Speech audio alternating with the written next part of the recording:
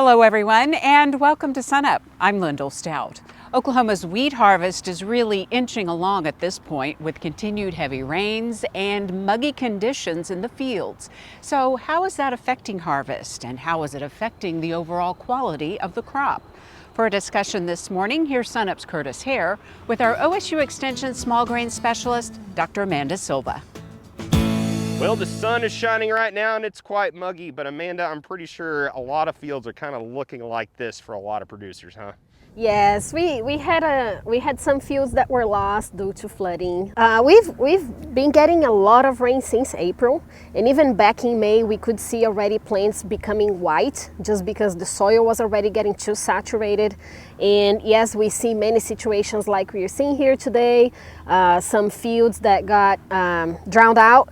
And it's a situation this year for our crop. If we all remember, in May, we are still during the grain filling period. So as we drove through those fields, we would see plants becoming white, entire plant becoming white. And so that is the point that we could see, okay, here we are having issues with plants already drying, already having issues with flooding. So those soils were already getting too saturated.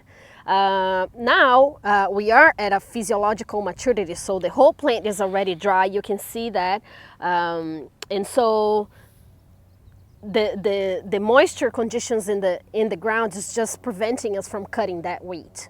As far as total harvest progress in the state, Oklahoma Wheat Commission report and the USDA, they've reported about 30% of the wheat has been harvested. We are cutting wheat anywhere from southern Oklahoma to the Panhandle. So we just heard reports that the dryland Panhandle is also, they've started, except for Northeast, just not yet. The ground is wet, but as soon as the ground is dry, they are going to start. So in most cases, the wheat's ready.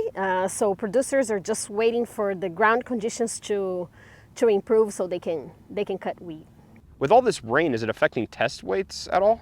So overall test weight has been holding up well in the state. We've seen some drops in some locations, maybe the southern part of the state, 58.5, 59 pounds per bushel. But as you move to central Oklahoma, we are still on that range of 60 plus pounds per bushel. So I would say it's still holding up well. So one of the issues right now, the humidity is really high. And we've cut some fields that are 14, 15%. It's not the ideal, especially for test weight. We could hurt test weight if moisture in the grain is really high.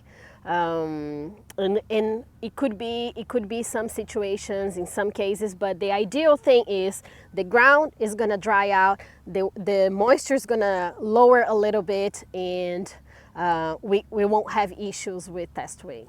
So with all this rain, keeping producers out of the fields, is there any concerns about sprout? I'm sure there are concerns, but are you seeing any sprouting yet? Yes, there are concerns. So I really haven't heard of any issues with sprouting, at least not yet. It is a concern.